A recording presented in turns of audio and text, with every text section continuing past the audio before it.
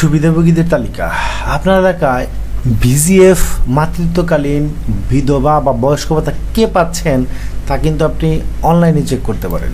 তো চলুন আজকে আমরা দেখে নেব ওই এলাকার যে মেম্বার বা ইউপি চেয়ারম্যান এরা আসলে স্বজনপ্রীতি করে ভাতা প্রাপ্তির অযোগ্য লোকদেরকে ভাতা দিচ্ছে কিনা সেটি আমরা শনাক্ত করব।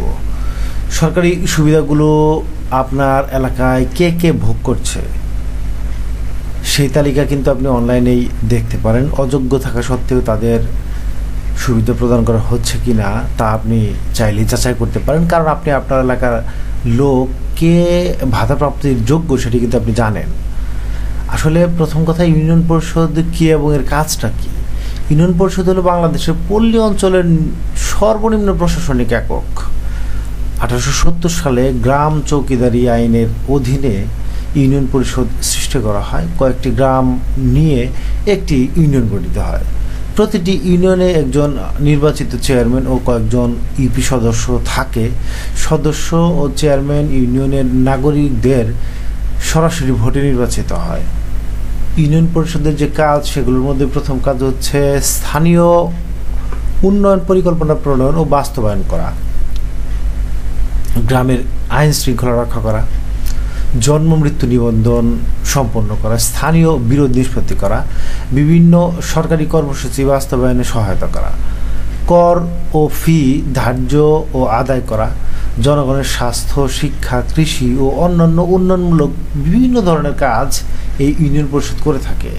এখন এই ইউনিয়ন পরিষদ থেকে আবার বিজিএফ কার্ড দেওয়া হয়। বিজিএফ কার্ড একটি সরকারি ত্রাণ কর্মসূচি যার পূর্ণরূপ হলো ভালনারেবল গ্রুপ ফিডিং। এটি মূলত একটি মানবিক কর্মসূচি বা মানবিক সহায়তা কর্মসূচি যার মাধ্যমে সরকার দরিদ্র পরিবারের মধ্যে খাদ্য বিতরণ করে থাকে। প্রাকৃতিক দুর্যোগে ক্ষতিগ্রস্ত জনগণের মধ্যে খাদ্যশস্য সরবরাহ করা হয়। এই কর্মসূচির মাধ্যমে বিজিএফ কার্ডের উদ্দেশ্য হলো দুস্থ ও দরিদ্র জনগণের দুর্যোগ ঝুঁকি প্রশমন করার লক্ষ্যে খাদ্য নিরাপত্তা নিশ্চিত করা।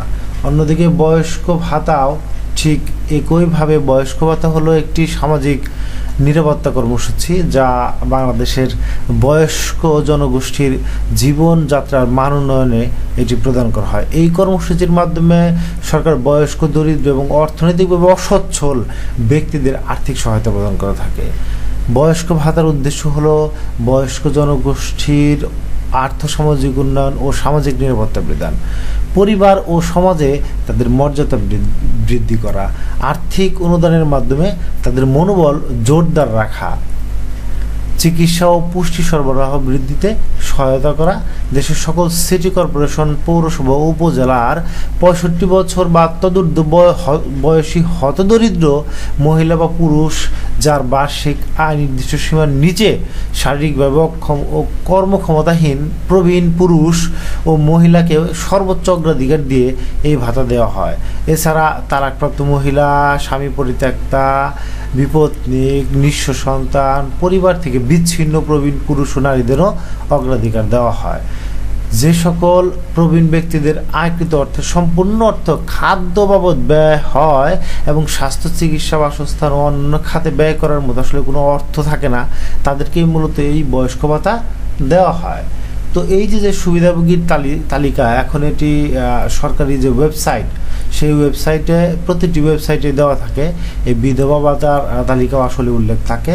এখানে দেখা যাচ্ছে যে মূলত বয়স্ক ভাতা, বিধবা ভাতা, প্রতিবন্ধী ভাতা ও মাতৃত্বকালীন ভাতা এইসব ভাতার যে বিস্তারিত তথ্য সেটি এই ওয়েবসাইটে মূলত সন্নিবেশিত করা থাকে।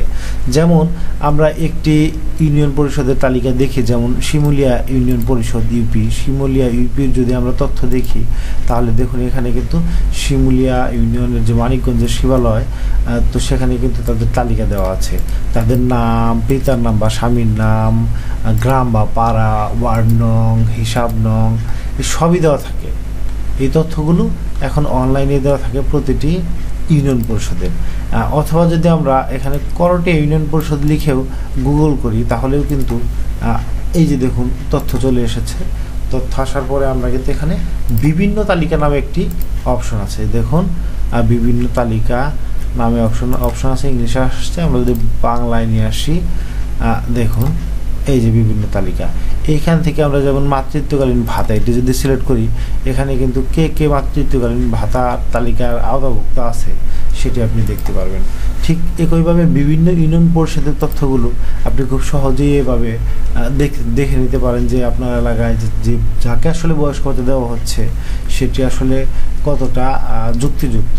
যেমন বিজিএফ কার্ডের ক্ষেত্রেও সেম, বিজিএফ কার্ড ঠিক কারা কারা পাচ্ছে এটি কিন্তু আপনি দেখে নিতে পারেন। ধন্যবাদ।